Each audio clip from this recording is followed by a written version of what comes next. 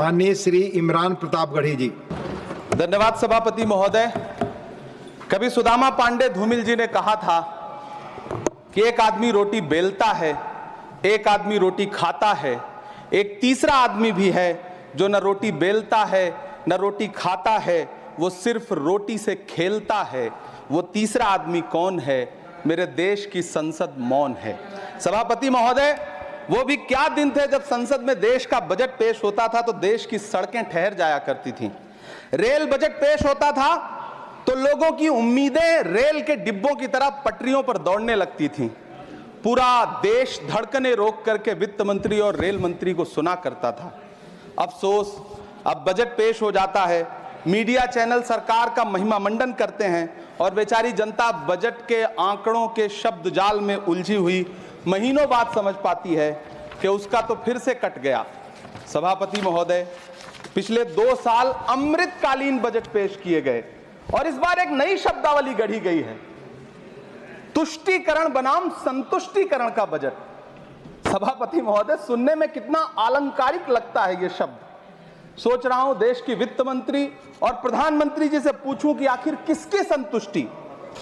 जिस बजट में मनरेगा के लिए 1 रुपए की बढ़ोतरी ना हो, वही पुराना 86,000 करोड़, जबकि पहले ही 9,754 करोड़ का घाटा हो, जिस मनरेगा से करोड़ों मजदूरों के घर में चूल्हा जलता हो, उस मनरेगा में काम करने वाले गरीब मजदूरों के लिए अगर आपके खजाने से 1 रुपया भी इजाफी नहीं निकल सका तो भला कौन संतुष्ट हुआ साहब? इस देश का गरीब मजदूर या आपके उद्योगपति दोस्त? वो जो महाराष्ट्र में लोकसभा और विधानसभा के बीच में 40 लाख मतदाता बढ़ाए गए थे, अरे उन्हीं के लिए मनरेगा का थोड़ा सा बजट बढ़ा देते। क्या उसमें मनरेगा का एक भी मजदूर नहीं था? 40 लाख लोगों में सारे के सारे 12 लाख की छूट वाले से आगे के लोग थे।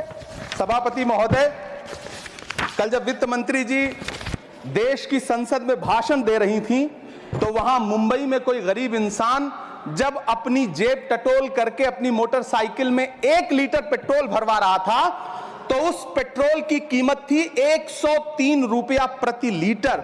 आखिर इतना महंगा पेट्रोल डीजल खरीद के कौन संतुष्ट हो रहा है? इस देश के गरीब लोग या फिर सरकार के चहेते धन्ना सेठ? सभापति महोदय, वित्त मंत्री जी इस बजट को मध्यम वर्ग को संतुष्ट करने वाला बजट बता रही हैं। अरे मैडम, हम आप यहां पर बैठे रहते हैं और वहां बाहर इसी दिल्ली में 1 लीटर दूध, चाहे वो अमूल का हो या फिर मदर डेयरी का हो, उसकी कीमत 73 रुपए लीटर है। इतना महंगा बेच करके कौन संतुष्ट हो रहा है? गरीब जनता या आपके धन्ना सेठ दोस्त? सभापति महोदय, इस सरकार का बाजार और महंगाई पर कोई नियंत्रण नहीं रह गया है। चाहे देश में लहसुन 400 रुपए किलो बिक जाए, टमाटर 100 रुपए किलो बिक जाए, प्याज का दाम सुनकर आंखों में आंसू आ जाए, लेकिन वित्त मंत्री महोदया बजट में महंगाई का मां भी नहीं बोलती हैं। बच्चों की किताब और पेंसिल तक पर टैक्स लगाने वाले सरकार से मैं पूछना चाहता हूं कि आप मध्यम वर्ग का हितैषी बताते हैं खुद को, तो शर्म नहीं आती है? खुद को धार्मिक कहने वाली सरकार भगवान श्री कृष्ण के प्रिय खाद्य पदार्थों दही और मक्खन तक पर जीएसटी लगाती है और बात करती है मध्यम वर्ग की हिमायती होने की। जिंदा रहते हुए जनता से हर चीज पर टैक्स वसूलने वाली यह सरकार कम से कम मरने पर तो लोगों को बख्श देती, लेकिन नहीं, वहां भी लूटना है। अंतिम संस्कार के सामान, अगरबत्ती, धूप बत्ती, केवड़ा जल, चंदन पाउडर, जौ, बताशा, काला तिल, पंचरत्न, कपूर और कफन तक पर टैक्स लेने वाली यह सरकार किस मुंह से खुद को मध्यम वर्ग का हितैषी बताती है? कौन सी संतुष्टि? किसकी संतुष्टि? कदम कदम पर टैक्स देकर लुटने वाली जनता की या फिर जनता से टैक्स वसूल करके धन्ना सेठों का खजाना भरने वाली सरकार की? किसकी संतुष्टि? सभापति महोदय, 18 अगस्त 2015 आरा का बिहार का ऐतिहासिक मैदान, सजा हुआ मंच, हजारों की भीड़ और सामने खड़े हुए देश के प्रधानमंत्री का भाषण। बिहार के भाइयों बहनों, आज मैं बिहार के लिए पैकेज की घोषणा कर रहा हूं। 50,000 करोड़ कर दूं कि ज्यादा कर दूं? अखिलेश भाई, 60,000 करोड़ कर दूं कि ज्यादा कर दूं? 70,000 करोड़ कर दूं कि ज्यादा कर दूं? 80,000 करोड़ कर दूं कि ज्यादा कर दूं? चलो, मैं बिहार को 1.25 लाख करोड़ का पैकेज दे रहा हूं। 10 साल हो गए सभापति महोदय, वही ढाक के 3 पात, बिहार आज भी विकास की बाट जोह रहा है। भाषण आज भी प्रधानमंत्री जी के यूट्यूब चैनल पर सुना जा सकता है। जो झूठ बोल के करता है मुतमईन सबको, वो झूठ बोल के खुद मुतमईन नहीं होता। सभापति महोदय, ये तो राहुल जी का असर है। कौन सा शब्द सर, कौन सा शब्द? झूठ। ठीक है सर, मिथ्या बोल करके, जो मिथ्या बोल के करता है मुतमईन सबको, वो मिथ्या बोल के खुद मुतमईन नहीं होता। ये राहुल जी का असर है। जो मखाना बोर्ड की घोषणा हुई, अखिलेश जी आपको याद होगा, भारत जोड़ो न्याय यात्रा में 30 जनवरी 2024 को बिहार के रंगभूमि मैदान में राहुल गांधी जी का पूर्णिया में भाषण था और उसमें मखाना को लेकर उन्होंने आवाज उठाई थी। ये उनका असर है कि आपको मखाना बोर्ड बनाना पड़ा, वरना तो आप मैखाना बोर्ड बनाने वाले लोग हैं। सभापति महोदय, बिहार को झूठे पैकेज और चुनावी दिलासे देना बंद करिए।